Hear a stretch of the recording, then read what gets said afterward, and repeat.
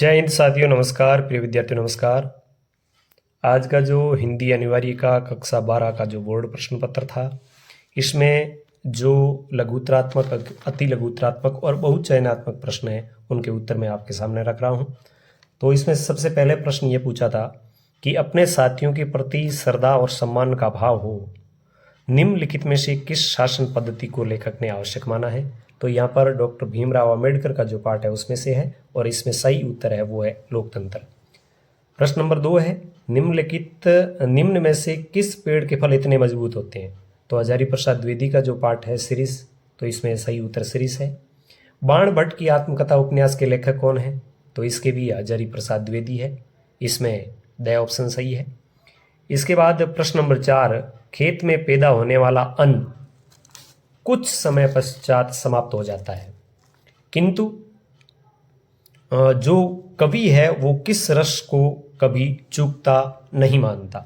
यानी कोई रस है जो कभी कम नहीं होता। तो ये छोटा मेरा खेत चौकोना, इसमें है साहित्य रस। किस शायर की भाषा और प्रसंग सूरदास के वात्सल्य वर्ण की सादगी को याद दिलाते हैं? तो यहाँ पर रुबाइयाँ हैं, फिराक गोरखपुरी। प्रश्न नंबर जो 6 है, कवि गोस्वामी तुलसीदास के हृदय में निम्नलिखित में से किस समय करुण रस के बीच वीर रस के उदय के रूप में अनुभूति प्रदर्शित होती है? तो इसका सही उत्तर है वो है आपके ऑप्शन द, हनुमान का संजीवनी लेकर आना। और प्रश्न नंबर जो 7 है, निम्नलिखित में से भाषा का सीमित, अविकसित और आम बोलचाल का रूप क्या कहलाता है? तो इसका ऑप्शन सही ये बोली है। और विजिलेंस शब्द का पारिभाषिक शब्द है वो है सतर्कता। इसके बाद प्रश्न नंबर 9 की ओर बढ़ते हैं। और प्रश्न नंबर 9 हमसे क्या पूछ रहा है? प्रश्न नंबर 9 पूछ रहा है कि मुद्रित माध्यमों की सबसे बड़ी शक्ति क्या है?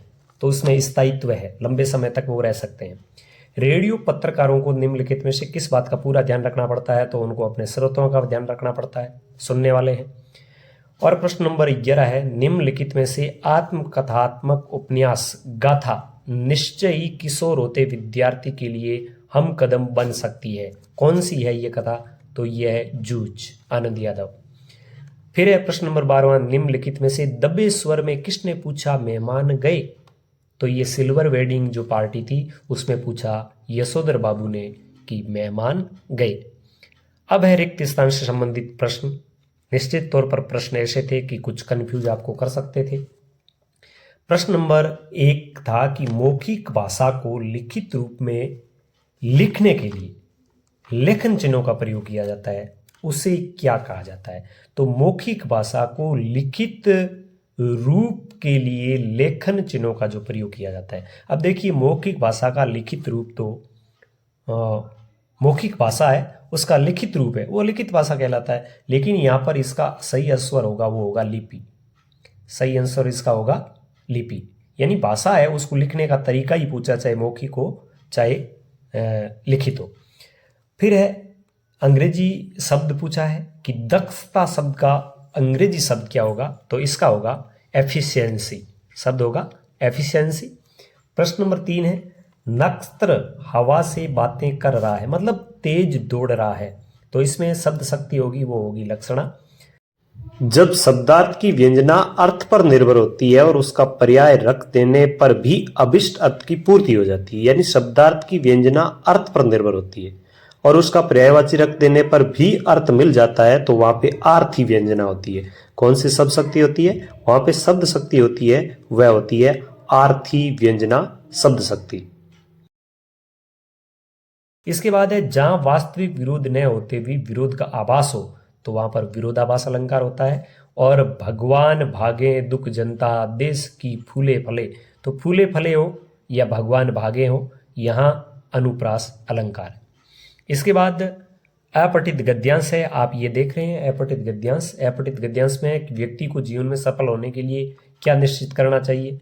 तो उसे एक उत्तम लक्ष्य निश्चित करना चाहिए। नयन शब्द का पर्यायवाची शब्द क्या होगा? तो नयन का हो जाएगा आंख। इसके आगे का प्रश्न, और आगे का प्रश्न है, फल की प्राप्ति किसको सिंचने से होती है? तो यहाँ पर आप देख सकते हैं कि फल की प्राप्ति है वो मूल को या जड़ को सिंचने से प्राप्त होती है। इसके बाद प्रश्न पूछा था कि गद्यांश में से छांट कर उल्टा शब्द लिखना है, विपरीत लिखना है, तो इसका हो जाएगा अपेक्षा। गद्यांश में आपके दिया हुआ है, तो इसका हो जाएगा अपेक्षा। चिड़िया की आंख में निहित प्रतीकात्मक अर्थ क्या है? तो इसका है ध्यान केंद्रित करना, यानी जो ध्यान केंद्रित करना है यह बताया, ध्यान केंद्रित करना। और उपयुक्त गद्यांश का उचित शीर्षक क्या लिखेंगे आप? तो इसका शीर्षक होगा लक्ष्य निर्धारण। लक्ष्य निर्धारण आप कह सकते हैं, लक्ष्य निर्धारण। तो ये इसका शीर्षक हो गया। अब इसके बाद अपन बढ़ते हैं अपठित काव्यांश की ओर। और अपठित गद्यांश ये पढ़ा था, दिया था, अपने नहीं अभाव मिटा पाया जीवन भर पाप, औरों के अभाव मिटा सकता हूं, ये कवि कह रहा है। तो कवि ने किसके अभाव मिटाने की बात कही है? तो औरों के, यानी दूसरे के। कवि के मन में परोपकार की भावना है। जीवन में कवि ने खंडर से मैल बनाने हेतु किसकी आवश्यकता पर बल दिया है? तो अदम्य विश्वास। अदम्य विश्वास। जीवन में सुधार हेतु किसका महत्व अधिक है? तो यहां पर आप लिख सकते हैं मेहनत और विश्वास। और फिर है कि कवि ने अपने आप को क्या मानकर धरती पर स्वर्ग बनाने की बात कही है? तो कवि अपने आप को मजदूर मानता है। क्या मानता है? मजदूर। और बादल का पर्यायवाची शब्द क्या है? तो बादल का पर्यायवाची शब्द यहाँ पे है मेघ। और बीच में एक रह गया था, अदम्य व्यक्ति को देखकर कौन कौन शर्माते हैं? तो अदम्य व्यक्ति को देखकर प्रलय, मेघ और भूचाल, भूचाल का अर्थ तूफान, ये अदम्य व्यक्ति को देखकर शर्मा जाते हैं।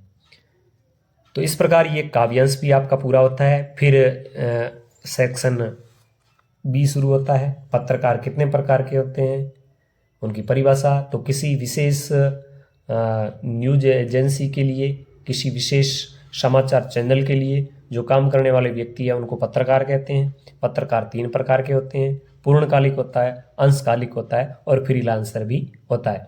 फिर पहलवान की ढोलक में से ये पाठ पूछा था कि पहलवान की ढोलक किस प्रकार महामारी को चुनौती दे रही है।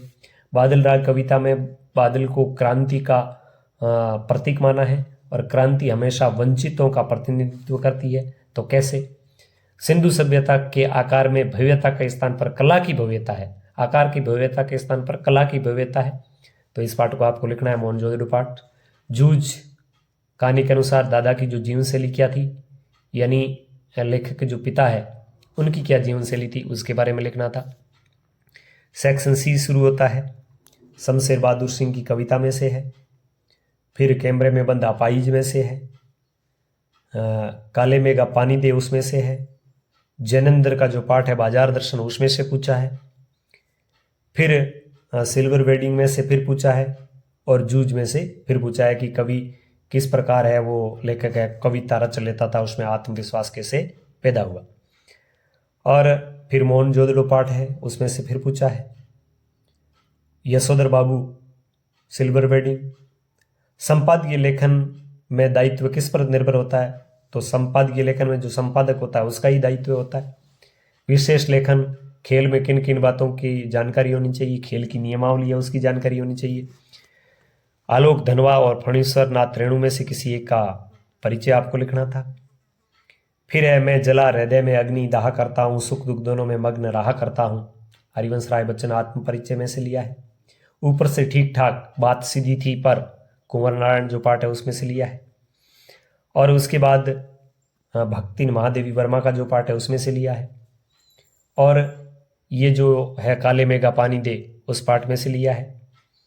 फिर आपको कर्मचारी चयन बोर्ड दिल्ली के विभिन्न पदों पर आमंत्रण के लिए एक विज्ञप्ति का प्रारूप तैयार करना था। अपने चैनल पर ये अपलोड किया हुआ है। और स्काउटिंग प्रवृत्ति विकसित करने हेतु आवश्यक सामग्री के लिए आपको निविदा लिखनी थी, यह भी अपलोड किया हुआ है। और जो आपको मैंने निबंध बताए थे उनमें से तो सभी पूछ लिए हैं, एक को छोड़कर, यानी मेक इन इंडिया अभियान, बेटी बचाओ बेटी पढ़ाओ, विद्यार्थी जीवन में अनुशासन की महत्ता, अच्छी तरीके से आपको ये सभी निबंध भी चैनल पर समझाए गए थे। तो उम्मीद करता हूँ साथियों, प्रिय विद्यार्थियों की आज का यह प्रश्न पत्र आपका बहुत अच्छा गया होगा। और इस हल प्रश्न पत्र को देखकर अपने पेपर का आप मिलान कर सकते हैं। हिंदी साहित्य का जो हल प्रश्न पत्र है वो भी आपको इसी चैनल पर मिलेगा। तो चैनल को सब्सक्राइब करके रखें और ज़रूर वह हल प्रश्न पत्र भी देखें। इस प्रश्न पत्र के बारे में आपकी क्या राय है, पेपर का स्तर आपको कैसा लगा, और यदि मैंने जो आपको ये की बताई इसमें किसी प्रकार की दुविधा या कोई प्रश्न आपको गलत लगता है तो कमेंट बॉक्स में जरूर लिखें। धन्यवाद।